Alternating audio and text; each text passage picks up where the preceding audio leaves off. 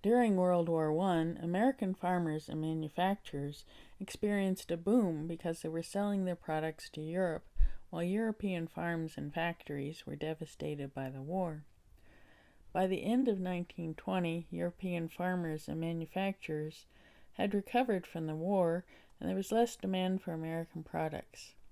The U.S. experienced a short but deep recession, called the Panic of 1921.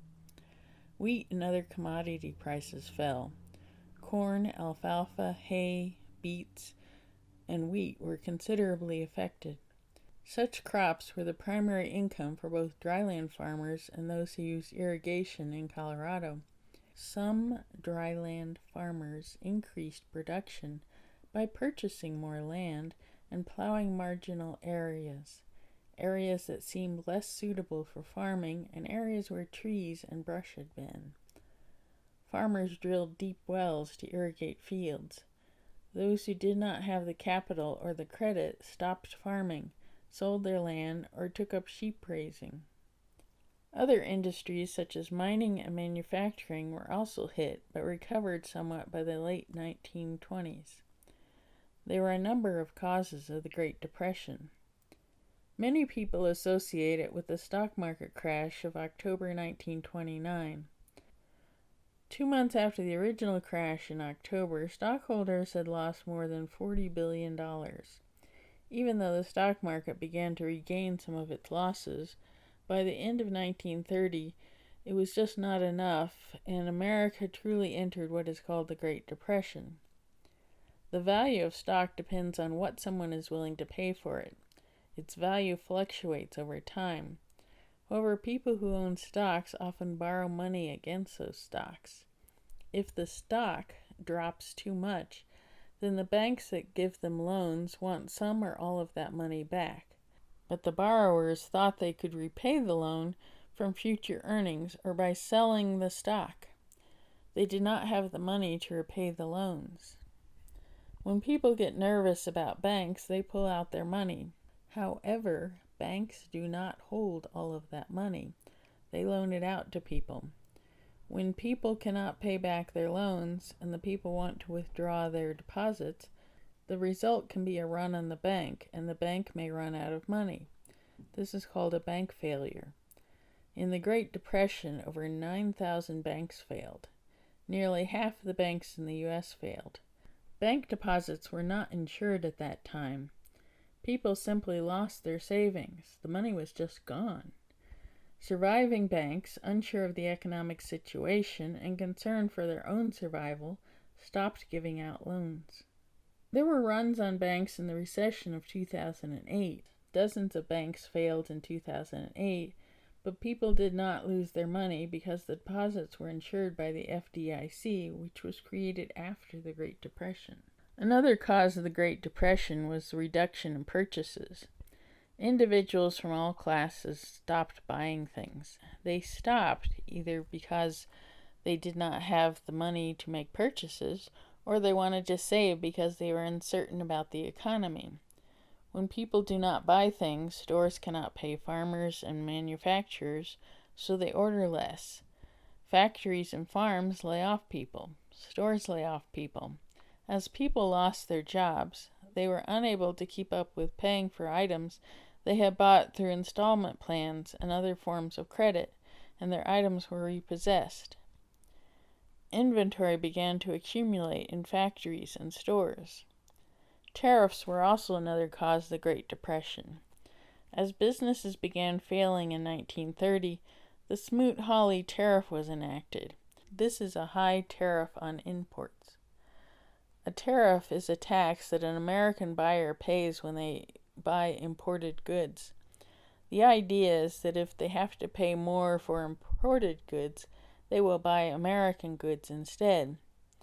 Often tariffs start a tariff war. The other countries place tariffs on American goods in retaliation. This results in a decline in trade on both sides. The Smoot-Hawley tariff led to less trade between America and foreign countries, along with some economic retaliation. Unemployment rose rapidly. By 1930, mining in the West dropped by half, and manufacturing declined significantly. By the winter of 1932-33, urban unemployment in the West was between 30 to 40%. Nationwide unemployment exceeded 25%. Another large factor in the Great Depression was drought. In 1931 to 1934, Colorado received 14 inches of precipitation annually, down from the usual 17 to 18 inches of rain in earlier decades. Dust storms on the eastern plains became more frequent and more intense, blowing away tons of topsoil. One storm, beginning on May 9, 1934, lasted for several days and was estimated to have removed 300 million tons of fertile topsoil from the Great Plains. Colorado's black blizzards of the 1930s were different in many ways from those of previous years. They were more intense. Towns turned on their streetlights during the day. Dust sifted into buildings. People put wet sheets over doors and windows to try to stop the infiltration. They wore goggles and masks of wet towels while outdoors. Dust covered roads, fences, and cars, piling as high as snowdrifts. Rail traffic was stopped because the trains could not get traction on the rails. Cases of dust pneumonia reached epidemic proportions in southeastern Colorado in animals as well as humans, as dust accumulated in people's lungs. The storms destroyed millions of farmland acres and caused mental and physical distress to residents. As if dust storms were not enough, Colorado suffered from recurring infestations of grasshoppers during the 30s. Grasshoppers caused problems in 1934 and 1936, but billions came in 1937 and 1938. They moved up to 1.5 miles a day in eastern Colorado and almost blackened the sun. There were so many the ground appeared to be moving. They ate all exposed plants. They ate the clothes off people's backs. The trains could not get traction on the rails for all the crushed grasshoppers. The National Guard used blowtorches to kill them. The drought gripped 19 states. The drought combined with poor soil management caused huge dust storms that blotted out the sun for days and created dust drifts. The dust could scrape plants right out of the ground. The topsoil blew away, and nothing could be grown in what remained. People migrated to other states seeking work. 400,000 people left the Great Plains. The Great Depression had effects on many people. Farmers went bankrupt. By 1932, auctioneers were busy throughout the agricultural areas of Colorado as farm after farm was foreclosed and auctioned off. Farmers who had hoped for a market recovery or direct government help finally rose in rebellion. Armed farmers attended auctions and tried to help their farmers by bidding $1 and preventing other bids so the farmer could buy their farm back. At other times, auctioneers or judges were run off at gunpoint.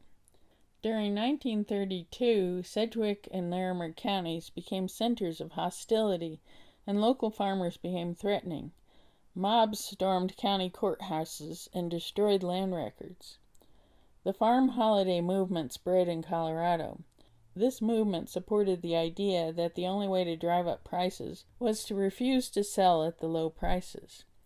Holidayers built roadblocks, dumped milk in ditches, and stopped farmers on the way to market. The farm holiday movement was short-lived in Colorado. Children were affected during the Great Depression. Many communities closed their schools during the 1932 to 1933 term due to lack of money. In 1932, a New York City Health Department study found that 20.5% of children suffered from malnutrition. Children in rural areas were worse off. Dietary diseases were rampant because families could not afford milk, fruit, fresh vegetables, and eggs. Many teenagers, especially male teenagers in rural areas, felt they were a burden on their families.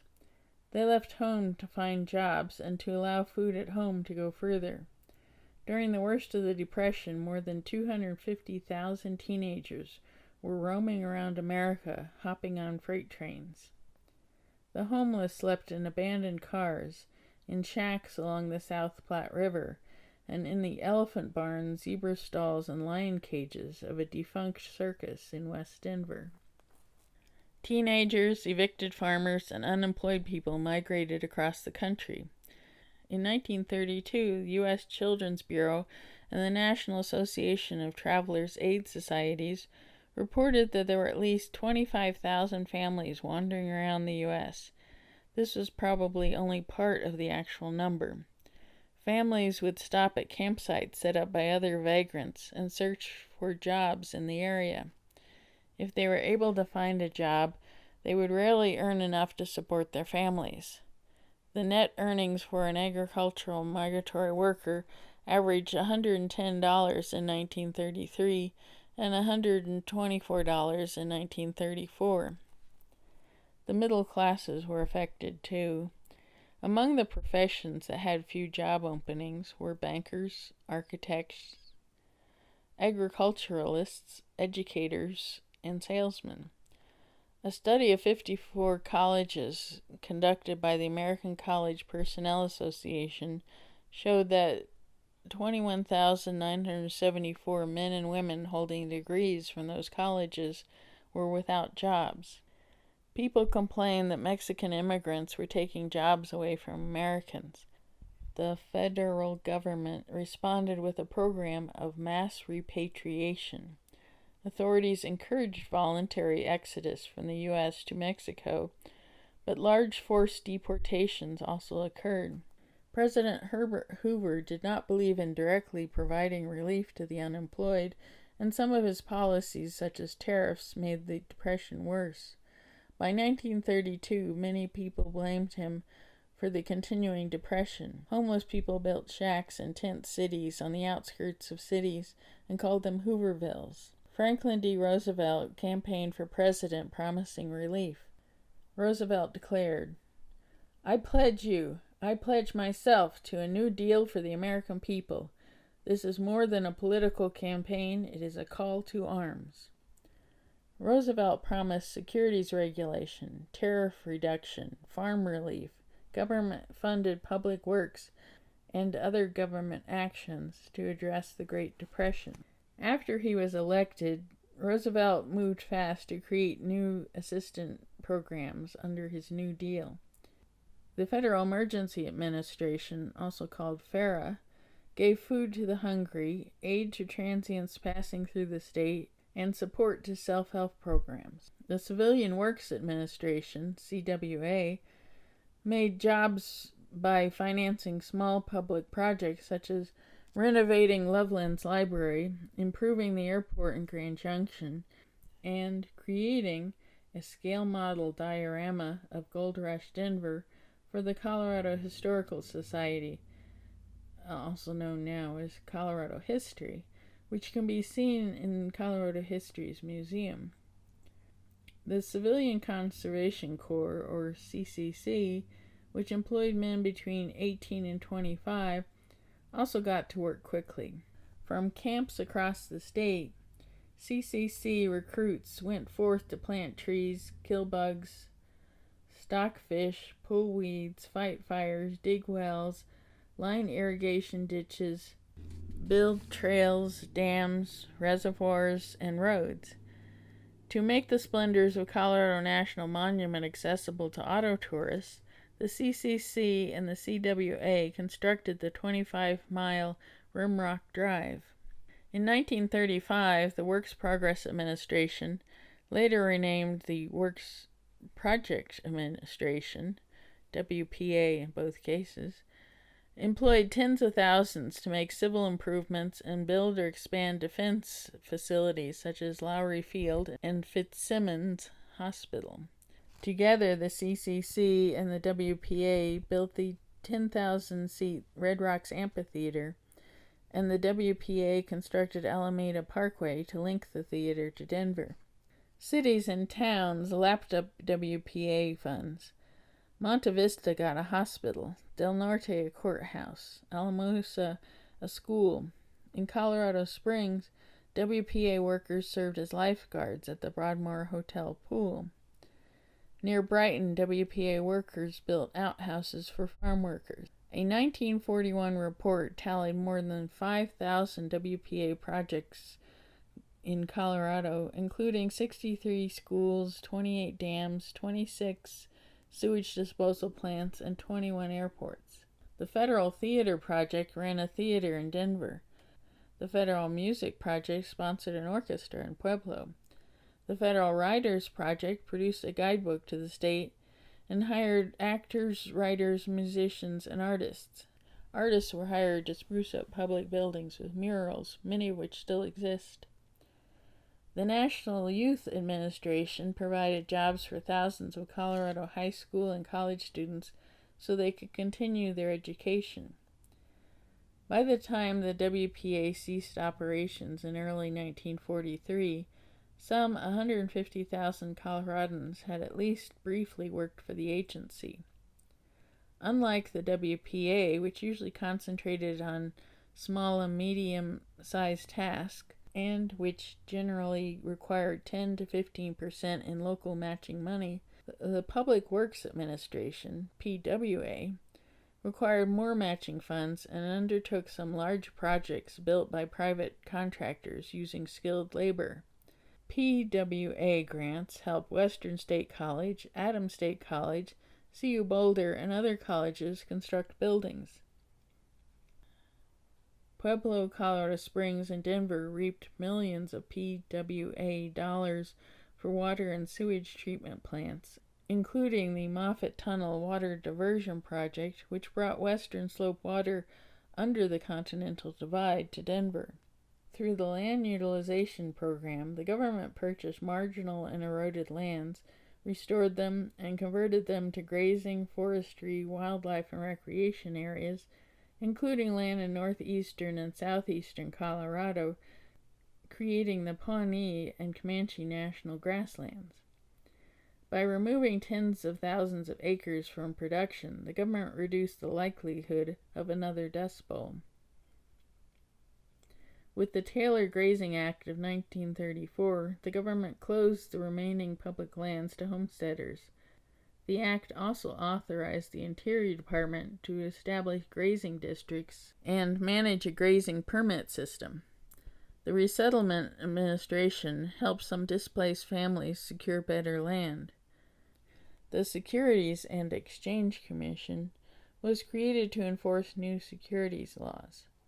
By 1939, more than 4,000 Colorado farms were provided electricity by the Rural Electrification Administration. The Agricultural Adjustment Administration was created to help farmers increase their income by reducing supply to boost prices.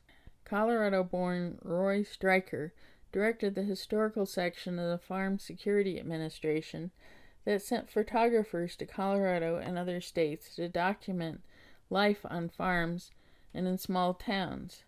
Many of the pictures you see are from that project. Edward P. Costigan was elected to the U.S. Senate from Colorado in 1930. Even before Roosevelt used the term New Deal, Costigan advocated for federal relief programs. Costigan's work on behalf of Colorado's sugar beet growers resulted in the Jones-Costigan Sugar Control Act of 1934, designed to raise the price of sugar.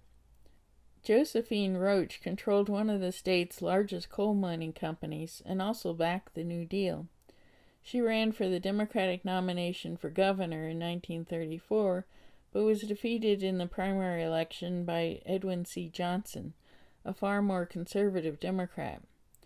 Later in 1934, Roosevelt appointed Roach Assistant Secretary of the Treasury, which made her the second highest-ranking woman in his administration. Franklin D. Roosevelt's relief and reform measures helped lessen the worst effects of the Great Depression. About 15% of the workforce was still unemployed in 1939. When World War II broke out, this number dropped rapidly. Workers were needed in factories to produce armaments and munitions. The end of the Great Depression came after the U.S. entered the war in 1941.